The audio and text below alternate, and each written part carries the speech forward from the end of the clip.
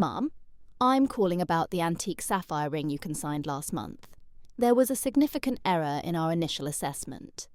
The ring sold for $500, but our senior gemologist has since determined that piece was actually worth approximately $50,000. The coffee mug slipped from my hand as the appraiser's words sank in. 50,000. The ring my grandmother specifically left to me in her will. The ring my parents claimed was just costume jewellery when they offered to take care of grandmother's remaining belongings. The ring I'd been searching for when they swore they hadn't seen it anywhere. My own family had looked me in the eye for weeks, listened to me ask about it, and lied. They'd stolen my inheritance and sold it for pocket change. I hung up the phone and stared at the coffee spreading across my kitchen floor, realising my entire family had betrayed me. And this was just the beginning. Michael found me sitting on the kitchen floor 20 minutes later, still staring at the spilled coffee. I hadn't moved. Couldn't move. My brain kept replaying the appraiser's words like a broken record. Emma? What happened? He crouched down beside me, turned. His voice gentle but alert. Michael had this way of reading a room instantly. It's what made him such a good therapist. One look at my face and he knew this wasn't about spilled coffee. My grandmother's ring, I managed to say. The one I've been looking for. Did you find it? My parents sold it for $500. It was worth $50,000. Michael's expression shifted from concern to something harder as I told him about the phone call, watching his face change as the full scope of the betrayal became clear. He didn't interrupt, didn't try to offer explanations or excuses like I was already doing in my head. He just listened, and I watched his jaw tighten with each detail. Emma, he said carefully when I finished, that's theft. It's family, I said automatically, the excuse falling from my lips like a trained response. They probably didn't know. Stop. Michael's voice was firm but not harsh. Listen to yourself. You're making excuses for people who stole $50,000 from you. Your own parents looked you in the eye and lied about it for weeks. The way he said it, so matter-of-fact, made something crack inside my chest. I'd been spinning this elaborate story about misunderstandings and accidents, but Michael stripped it down to what it actually was. Theft, lies, betrayal. But why would they do that? Even as I asked it, I knew the answer. I'd always been the responsible one, the one who didn't make waves, who kept the peace. Jessica was the golden child who got what she wanted, and I was the one who got what was left over. I don't know, Michael said, reaching over to help me up, but we're going to find out. The certainty in his voice scared me almost as much as the phone call had, because deep down, I knew this wasn't an isolated incident. This was just the first time I caught them. Let me back up and explain how we got here, because this story doesn't start with a phone call about a ring. It starts with a lifetime of being the family's designated adult, while everyone else got to play favourites. My parents, Robert and Linda, had this thing about Jessica from the day she was born.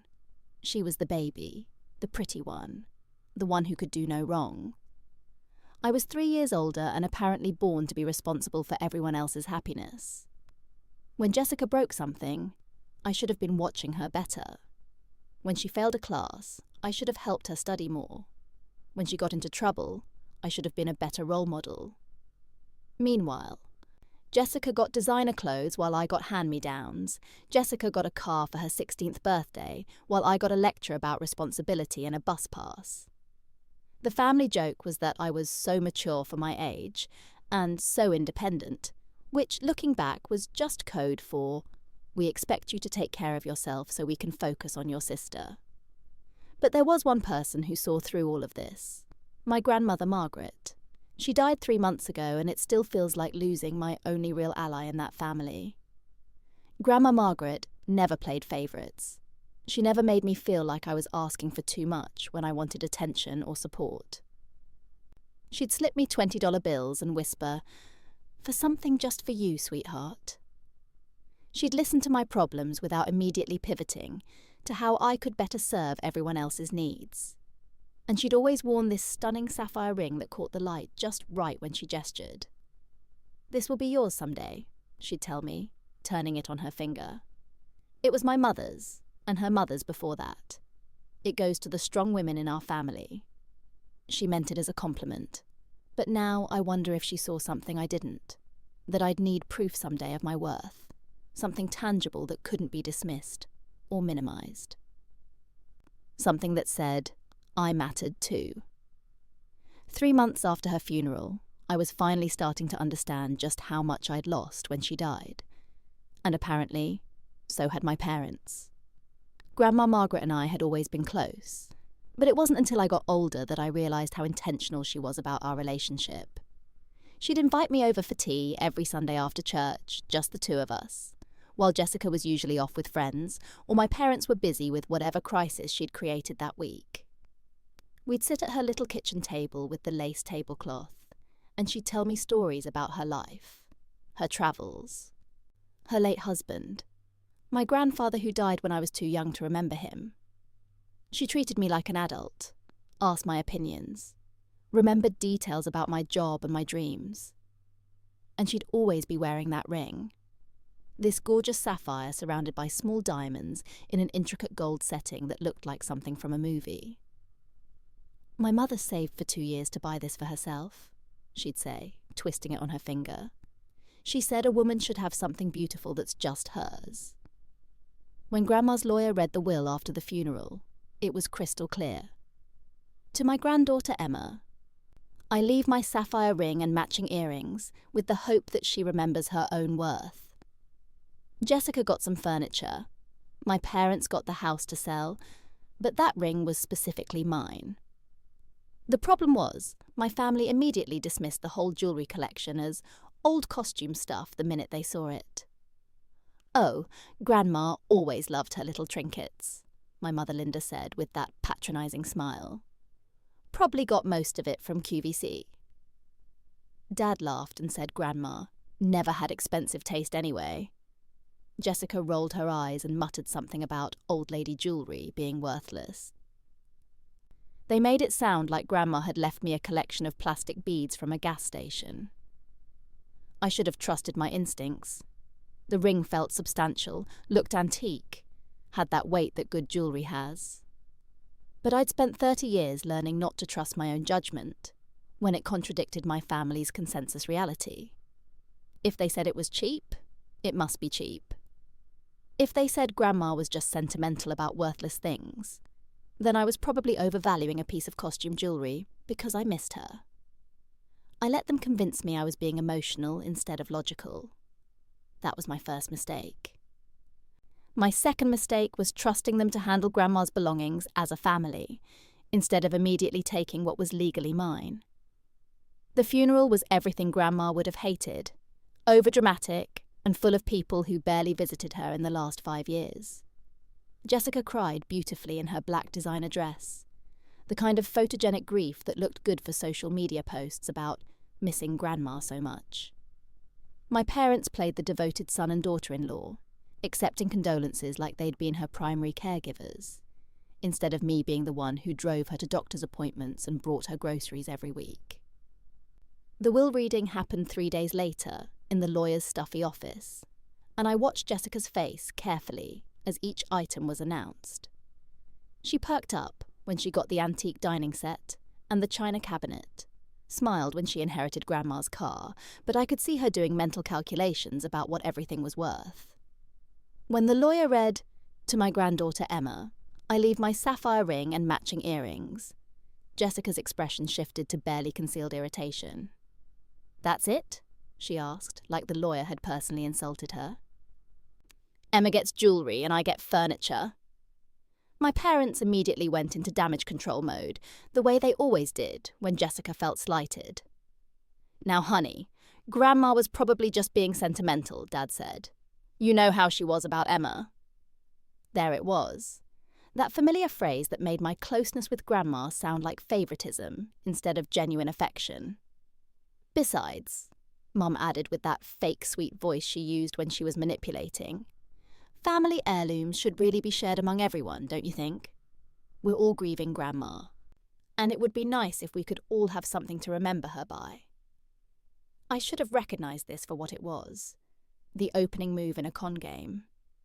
But I was grieving and tired and still operating under the delusion that my family actually cared about fairness. Of course, I heard myself saying. We can figure something out. Jessica brightened immediately, and my parents looked relieved. The lawyer cleared his throat uncomfortably. I think he'd seen this dynamic play out before in families. But I was already mentally cataloguing which pieces I could share to keep everyone happy. Never thinking that the word share in my family's vocabulary actually meant give up entirely. I left that office thinking I was being generous and family-minded. I had no idea I just painted a target on my inheritance. The weeks after the funeral passed in a blur of work deadlines and trying to get back to normal life.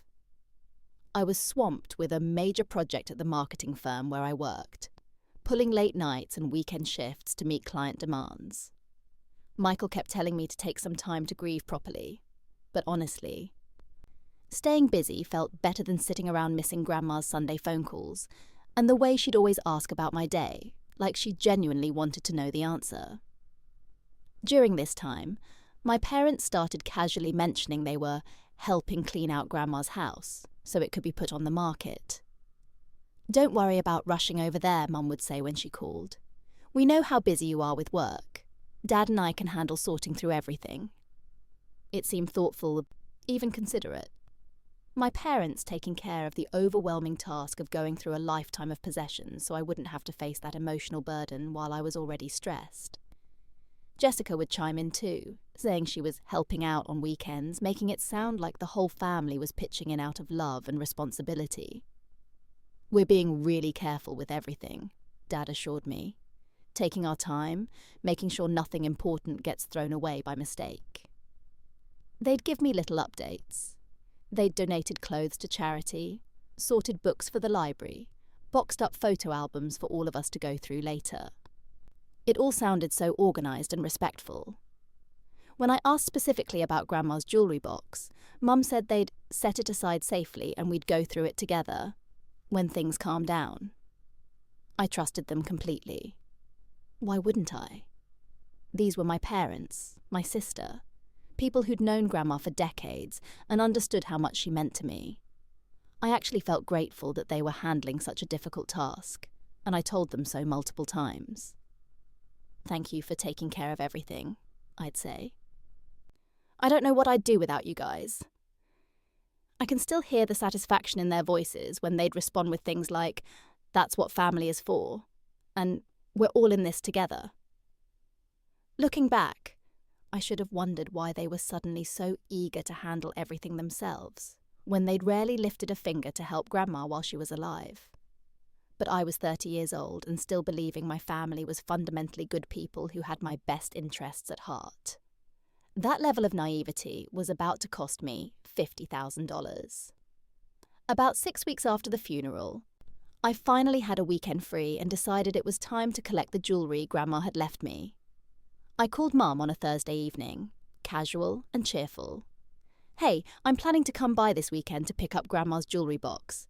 I'm ready to go through it now." There was a pause, just a beat too long before she responded. "Oh, honey, I'm not sure where we put that. Let me ask your father." I could hear muffled conversation in the background. Then she came back on the line. "We can't seem to remember which box we put the jewellery in. Everything's been sorted into so many different containers, you know." That struck me as odd. The jewellery box was distinctive. A large, ornate wooden box with multiple compartments that had sat on Grandma's dresser for as long as I could remember. It wasn't something you'd accidentally misplace. When I mentioned this, Mum's voice got that slightly defensive edge I recognised from childhood. "Well, we've been working so hard to organise everything properly, I'm sure it'll turn up." I called Jessica next. "Hey, have you seen Grandma's jewellery box while you guys have been cleaning?" Jewelry box? Her voice sounded strange, higher pitched than usual. I don't really remember seeing one. Are you sure she had one? Now I knew something was wrong. Jessica had been to Grandma's house hundreds of times. She'd played dress-up with that jewelry when we were kids. There was no way she didn't remember it. Jess, it was the big wooden box on her dresser, with the mirror inside the lid. You used to try on her rings when we were little. Oh, right, that thing. She sounded uncomfortable now. I honestly haven't paid attention to any of that stuff. You know I'm not really into old jewelry. The dismissive way she said old jewelry sent a chill down my spine. This was the same sister who'd complained about only getting furniture at the will reading, who'd been visibly disappointed she wasn't inheriting more valuable items. Since when was she not interested in potential value? I hung up, feeling uneasy, in a way I couldn't quite articulate. My family was acting strange about something that should have been straightforward, and their stories weren't adding up. For the first time, I started wondering if their helpfulness with Grandma's belongings had been as innocent as I'd assumed. When I told Michael about my family's evasive responses, he got that look on his face, the one he gets when he's trying not to immediately jump to conclusions, but his therapist instincts are screaming. "Emma, something is very wrong here," he said carefully. "People don't just forget about jewelry boxes, especially not ones that were specifically mentioned in a will." He encouraged me to be more direct, to stop accepting vague answers and demand specifics. So I drove to my parents' house that Saturday, determined to see Grandma's belongings for myself. Dad was washing his car in the driveway, and when I asked again about the jewelry, he gave me the same runaround about not remembering where they'd put it. But as I was standing there, watching him scrub his windshield with unnecessary focus, I noticed something on the passenger seat. A manila envelope, with papers sticking out. The letterhead caught my eye. Heritage Auction House. My heart started racing. While Dad went inside to get more car soap, I leaned closer to his open car door and saw what looked like a receipt. I glanced around quickly, then grabbed the papers. There it was, in black and white. Lot 47, vintage sapphire ring, sold for $500. The description matched Grandma's ring perfectly.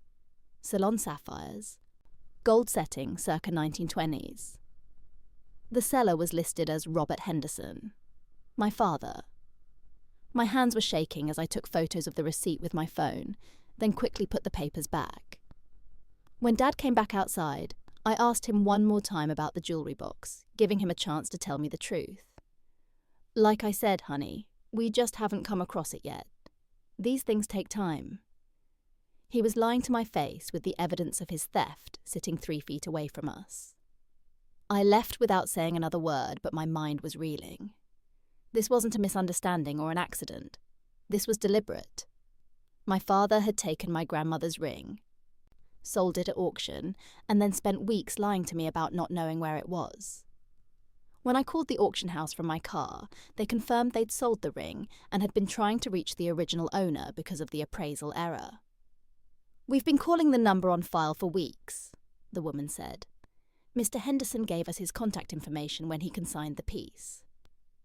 They'd been trying to tell my father the ring was worth $50,000, and he'd been ignoring their calls while lying to me about not knowing where it was. I confronted my parents that same evening. Armed with photos of the auction receipt and a righteous fury I'd never felt before.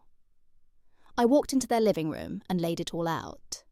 I knew about the ring, I knew they'd sold it, and I knew they'd been lying to me for weeks. The gaslighting started immediately, like they'd rehearsed it. "Now, Emma, calm down," Dad said in that patronising tone he'd used my whole life. "You're getting yourself all worked up over nothing." Mum jumped in with the crocodile tears. "We thought it was just costume jewellery, sweetheart. How were we supposed to know it was worth anything? Your grandmother never said it was valuable." When I pointed out that the auction house description clearly indicated it was antique and valuable, Dad shifted tactics. "Well, we needed money for the funeral expenses. You know how expensive these things are, and we didn't want to burden you with the costs. This was rich, considering they'd never asked me to contribute, and I would have gladly helped pay. Then came the guilt trip. We've been working so hard to clean out that house, spending our own time and energy, and this is the thanks we get? Accusations and anger? Mum added her favourite manipulation. You weren't even wearing the ring, honey. It was just sitting in a box doing nothing. At least this way it went to someone who would appreciate it. The victim blaming escalated when I pressed them about lying to me for weeks. We didn't want to upset you during such a difficult time, Mum said. You've been so stressed with work and we thought it would be better to handle everything quietly. Dad nodded along. We were protecting you, Emma. We didn't think you'd react this way over a piece of jewellery. When I mentioned the $50,000 value, their faces went white for just a moment, before Dad recovered with, well, how are we supposed to know that? The auction house made a mistake in their assessment. That's not our fault. The circular logic was making my head spin. They simultaneously claimed they thought it was worthless while also arguing they had the right to sell it without telling me because they needed money. Jessica wasn't there, conveniently absent for this confrontation, but I could see my parents exchanging glances like they were trying to coordinate their story in real time. At the end of the day, Mom said with that fake sweet voice, family is more important than money. We can't believe you're choosing to focus on material things instead of supporting each other through our grief. And there it was, the final manipulation. I was the bad guy for being upset about theft because I should be prioritizing family over material things. Never mind that they'd stolen from their own daughter and lied about it for weeks. That night, I couldn't sleep. I kept thinking about my parents' reactions, the way they'd looked genuinely shocked when I mentioned the $50,000 value.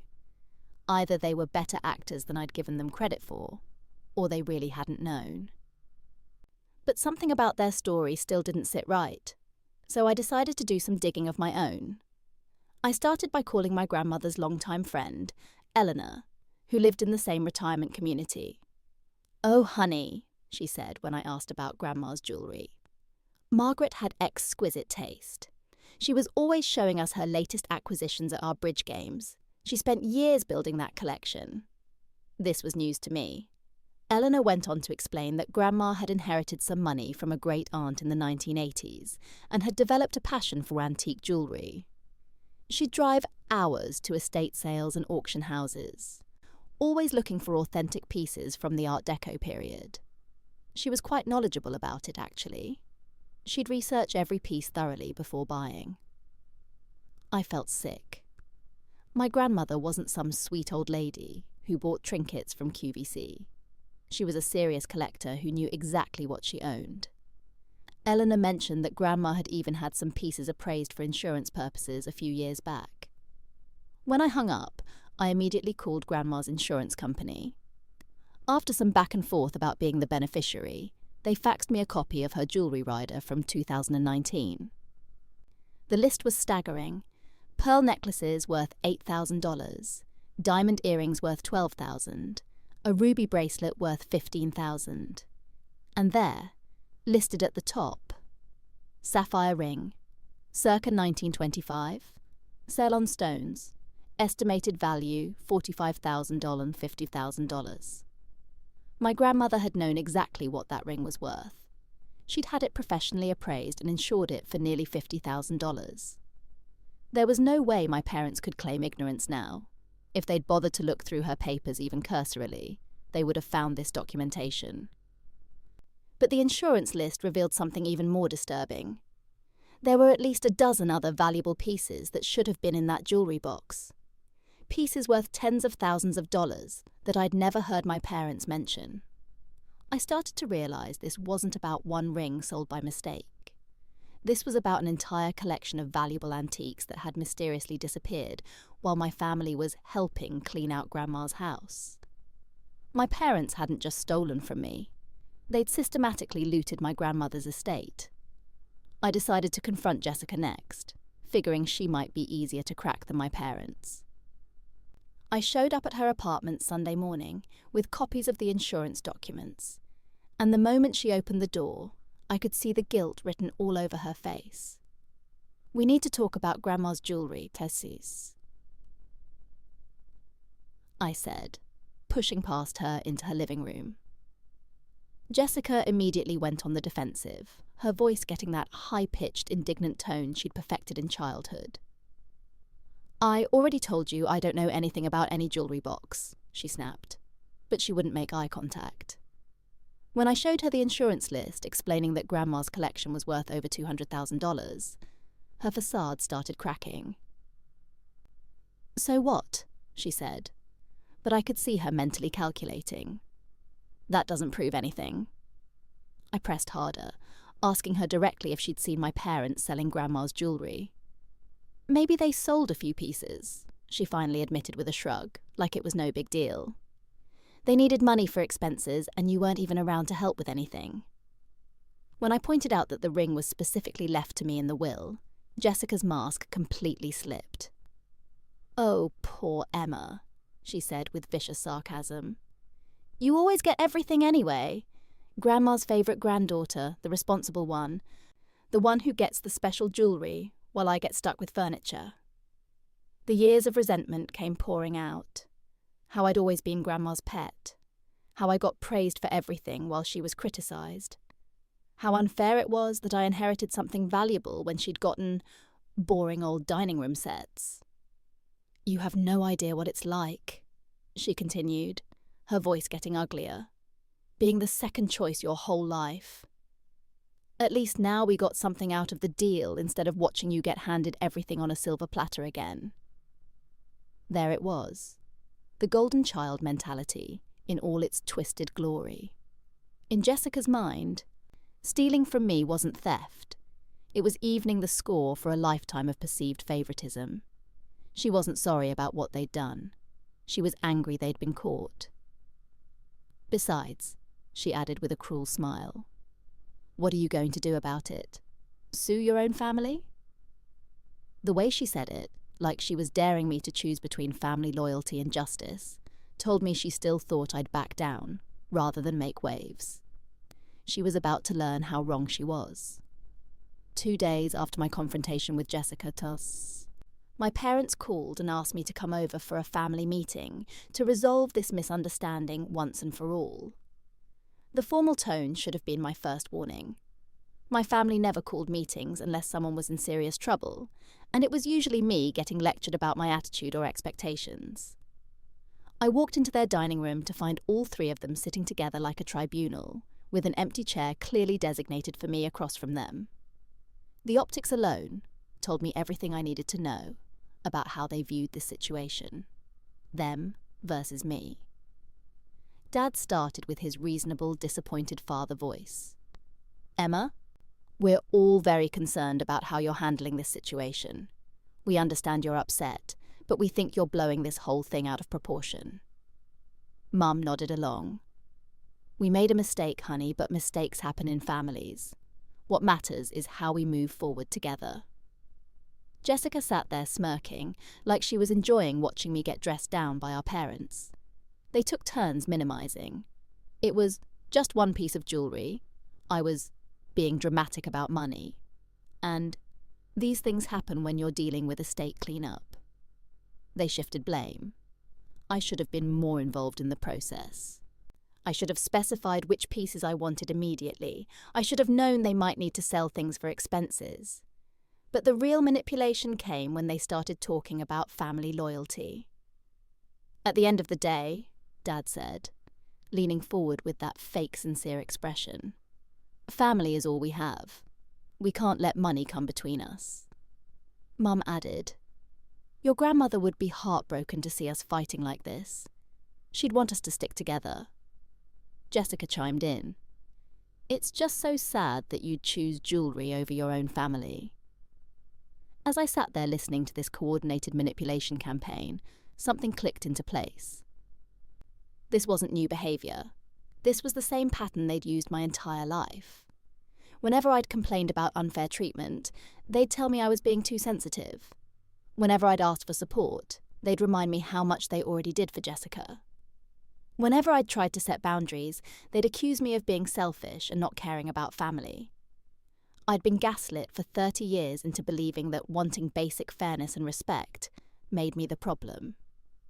The only difference now was that their theft was documented with receipts and insurance records, so they couldn't completely rewrite reality. Yet they were still trying. I came home from that family meeting feeling like I'd been put through a blender. My head was spinning from all the circular logic and guilt trips, and I was starting to second-guess myself again. Maybe I was being too harsh. Maybe this was just how families handled difficult situations. Maybe I should let it go for the sake of keeping everyone together. Michael took one look at my face and sat me down on our couch. "Tell me exactly what they said," he said, and I could hear the controlled anger in his voice. As I recounted the meeting, I watched his expression grow darker. When I got to the part about choosing jewellery over family, he actually laughed, but not in a good way. "Emma, listen to yourself," he said gently. "They stole $50,000 from you, lied about it for weeks, and now they're making you feel guilty for being upset about it. That's not normal family behaviour." He started breaking down their tactics in a way that made my head stop spinning. The gaslighting, telling me I was overreacting when their behaviour was genuinely outrageous. The manipulation, making their theft about my supposed character flaws. The false choices, framing it as choosing between money and family, instead of choosing between enabling theft and standing up for myself. "You know what normal families do when they make a mistake?" Michael continued. "They apologise, they take responsibility, and they try to make it right. They don't blame the victim and demand forgiveness without accountability." As he talked, I started seeing other patterns I'd normalised for years. How every family gathering somehow became about managing Jessica's feelings. How my accomplishments were always downplayed, while her basic functioning was celebrated. How I was expected to be endlessly understanding while she was allowed endless excuses. How my needs were always secondary to keeping the peace. "You've been the family scapegoat for 30 years, Michael said quietly. "Whenever there's a problem, they make it your fault. Whenever someone needs to sacrifice for the group, it's always you. And whenever you try to stand up for yourself, they tell you you're being selfish or dramatic." The word scapegoat hit me like a physical blow because it was so accurate. I'd spent 3 decades being the designated problem solver, peacekeeper and emotional punching bag. And now, when I finally had clear evidence of being wronged, they were still trying to make it my fault for not accepting their betrayal gracefully. Michael's words unlocked a flood of memories I'd been compartmentalizing for years, and suddenly I could see the pattern with devastating clarity. There was the time in college when Jessica borrowed $800 from my emergency fund to cover her spring break trip, money I'd saved from working 2 part-time jobs. When I asked for it back, my parents said I was being petty and should be proud to help my sister experience life. I never saw that money again. There was my college graduation, where Jessica threw a fit because she felt left out, so my parents insisted we celebrate her recent promotion at the same dinner, turning my achievement into a joint celebration where she got most of the attention. There was the Christmas when I'd saved for months to buy everyone thoughtful, expensive gifts, only to have Jessica show up empty-handed and my parents suggest we share the credit on my gifts so she wouldn't feel bad. There was the time I lent my car to Jessica for just a weekend, and she kept it for 2 months, using it to commute to her new job while I took buses and borrowed rides. When I finally demanded it back, I was told I was being selfish, since she really needed it and I could figure something out. There was my promotion celebration that got cancelled because Jessica was going through a breakup and needed family support. There was the vacation I planned and paid deposits for that got restructured around Jessica's schedule, then ultimately cancelled when she decided she couldn't afford her portion.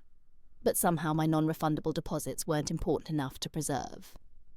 There was every birthday where my gifts got upstaged by something dramatic happening in Jessica's life. Every holiday where I was expected to accommodate her changing plans. Every family crisis where I was supposed to drop everything to help. But when I needed support, I was reminded how independent and capable I was. The pattern was so consistent it was almost artistic. I was the family's emotional and financial safety net, but my own needs were always negotiable.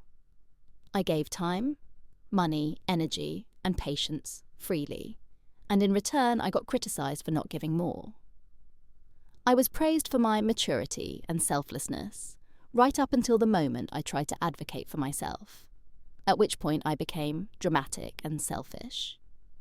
For 30 years, they'd been training me to accept less while giving more, and I'd been such a good student that I'd convinced myself this was normal family dynamics instead of systematic exploitation. After my conversation with Michael and that painful trip down memory lane, something fundamental shifted inside me. I'd spent 30 years being told that wanting basic respect and fairness made me selfish, but I was finally ready to embrace that label, if it meant protecting myself. The next morning, I called a lawyer who specialised in estate disputes. Sarah Chen listened to my story without interrupting, taking notes as I explained about the ring, the insurance documentation, and my family's systematic looting of Grandma's estate. When I finished, she was quiet for a moment before saying, "This is theft, plain and simple. The fact that they're family members doesn't change the legal reality." She explained my options. I could demand full restitution for all the missing jewellery, file criminal charges, or both. The evidence was overwhelming.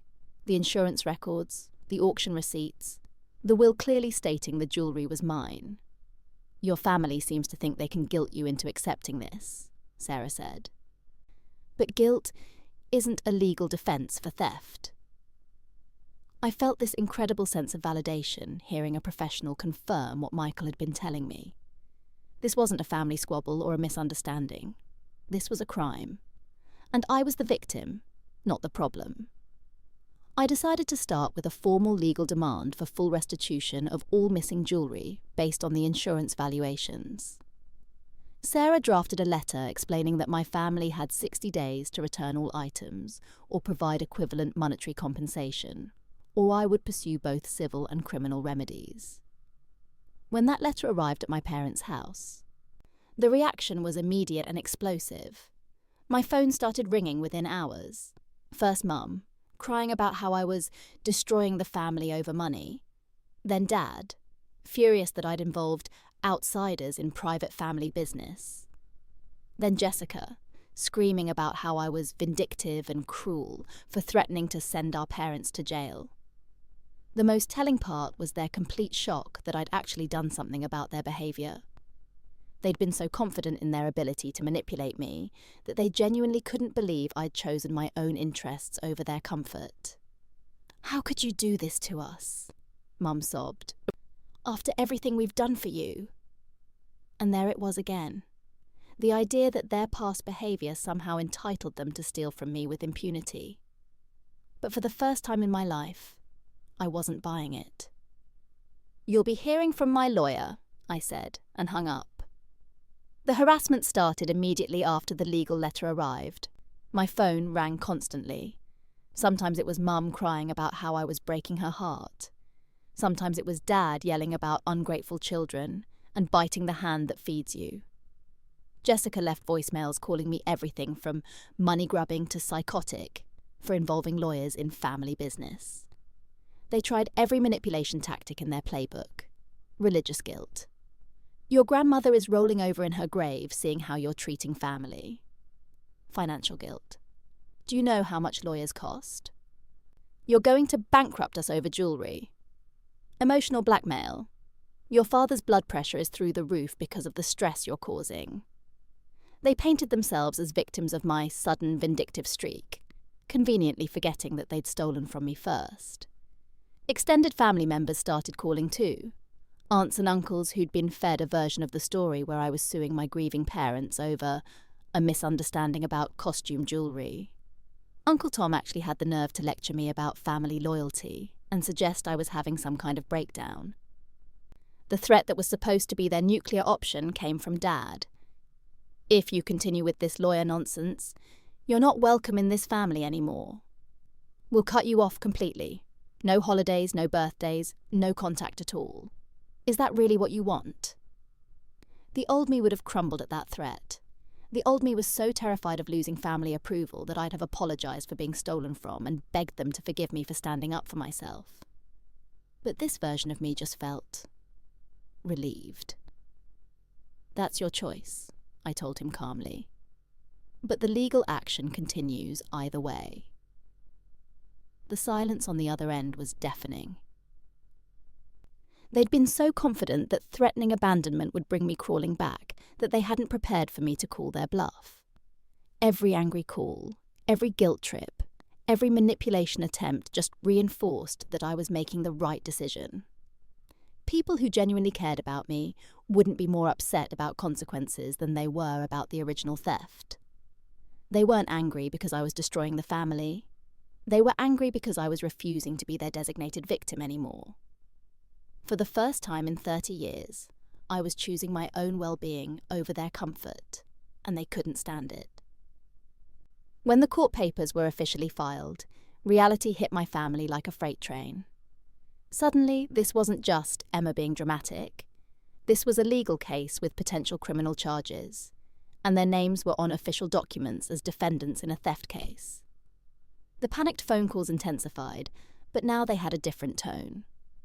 Sarah had advised me not to communicate directly with them anymore, so I let everything go to voicemail. The messages were fascinating to listen to because I could hear them cycling through different strategies in real time. First came the fake remorse. Emma, we're so sorry about how this got out of hand. We never meant for things to go this far. Can't we just sit down as a family and work this out? Then the bargaining. What if we give you some money to make up for the ring? We can't afford the full amount, but we want to make this right. When I didn't respond to those, they tried the reconciliation angle. Jessica left a tearful message about how much she missed her sister and how family is more important than money. Mum started sending greeting cards with handwritten notes about healing our relationship and moving past this difficult time. Dad tried the reasonable approach. I know you're angry, sweetheart, but these lawyers are just making money off our family problems. Let's handle this ourselves like adults. The most telling attempt came when they offered to let me have some of Grandma's other jewellery pieces as compensation. Pieces that were legally mine anyway.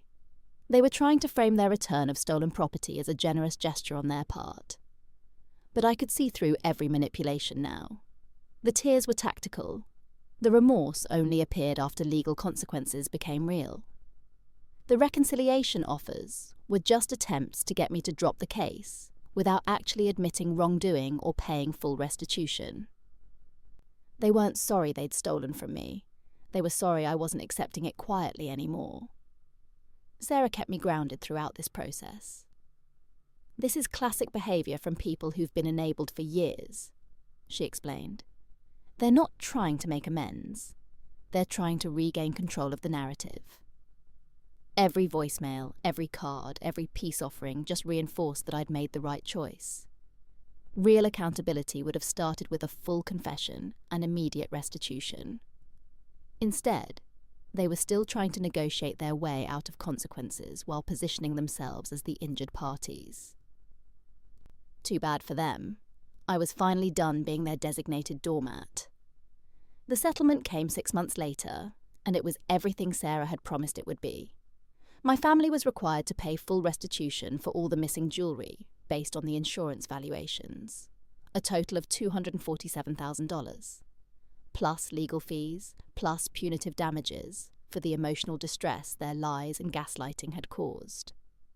The final number was north of $300,000, and they had to liquidate assets to pay it, including selling my dad's precious vintage car collection and taking out a second mortgage on their house. The day the settlement was finalised, I got 3 very different phone calls. First was Dad, and I could hear the genuine shock in his voice that actions had consequences. "I can't believe you actually went through with this," he said, like he was talking to a stranger. "We raised you better than this." There it was again. Even while writing me a 6-figure check, he was still trying to make me the bad guy. Mum's call was pure hysteria. "You've destroyed this family over money. Your father might have a heart attack from the stress." She hung up on me when I pointed out that they'd destroyed the family when they decided to steal from me. Jessica's message was the most honest, probably because she was furious. "I hope you're happy. You got your precious money and ruined all our lives in the process. Don't ever contact me again." She meant it as a threat, but honestly, it felt like a gift. Several extended family members cut contact too, apparently buying the narrative that I was some kind of money-obsessed monster who'd sued my own parents over trinkets. Uncle Tom sent me a scathing email about blood being thicker than water and how I'd chosen greed over family. I forwarded it to Michael with a laughing emoji. The most satisfying part was watching them realise that their usual manipulation tactics had backfired spectacularly. They'd spent months trying to guilt me into dropping the case, confident that I'd never actually follow through with consequences. They'd been so used to me backing down that they'd gambled everything on my predictable compliance. The settlement money meant I could finally buy the house Michael and I had been dreaming about. But more than that, it meant I'd finally learned to value myself enough to demand respect. They taught me that family loyalty was supposed to be a one-way street. But I'd learned that real family doesn't steal from you and then gaslight you about it. Some bridges are worth burning when they only lead back to dysfunction. The year following the settlement was the most peaceful I'd experienced since childhood. With clear boundaries in place and no obligation to manage my family's emotions, I discovered what it felt like to live without constant anxiety about the next crisis or guilt trip. Michael and I bought our dream house with the settlement money, and every time I walked through the front door, I felt this quiet satisfaction, knowing it was built on my refusal to accept mistreatment. My parents maintained radio silence for 8 months, which was honestly a relief. When they finally reached out, it was through a stilted Christmas card with a generic message about hoping we can heal as a family. No apology, no acknowledgement of wrongdoing, just an expectation that enough time had passed for me to pretend nothing happened. I sent back a polite but firm response.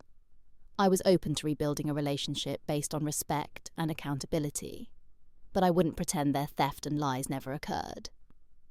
That was apparently too much to ask, because the silence resumed. Jessica's apology came 11 months later, and it was a masterpiece of self-serving manipulation disguised as remorse. She was getting married and wanted me at the wedding because it wouldn't feel right without my sister there. Her text message included phrases like, "I've been doing a lot of self-reflection and I realise I handled things poorly," but notably avoided words like theft, lying, or sorry. She ended with, "I hope we can move past this and be a family again," which translated to, "I hope you'll pretend this never happened so I can have the wedding photos I want." I responded with congratulations on her engagement and declined the invitation. She replied with a string of messages that quickly devolved from fake sweetness back to her true colours, calling me bitter and unforgiving. It was almost comforting to see that she hadn't actually changed at all. It confirmed that staying away was the right choice. The extended family members who'd cut contact had clearly gotten the full story by now, because a few started reaching out with awkward apologies of their own. Some relationships were salvageable once people understood what had actually happened, but others remained broken. I found I didn't miss the drama, the walking on eggshells, or the constant expectation that I'd sacrifice my well-being for everyone else's comfort. For the first time in my adult life, I was surrounded only by people who actually valued me, and the difference was remarkable. 2 years later, I can honestly say that losing my toxic family was the best thing that ever happened to me.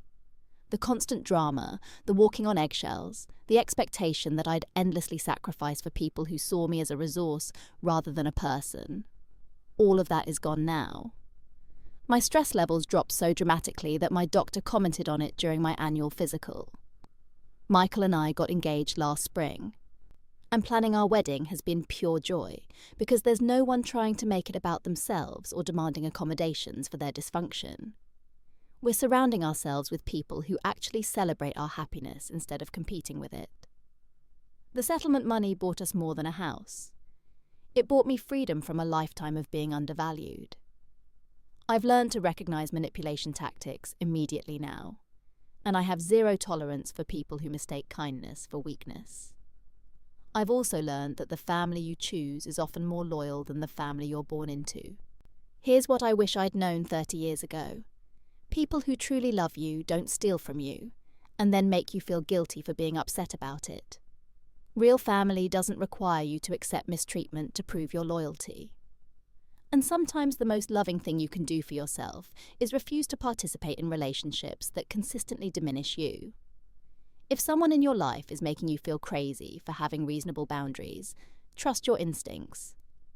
If they respond to accountability with anger instead of apology, that tells you everything you need to know about their character. And if they threaten to cut you off unless you accept their bad behaviour, call their bluff. You might discover that the trash takes itself out. To anyone dealing with family members who think blood relation gives them the right to treat you poorly, you deserve better.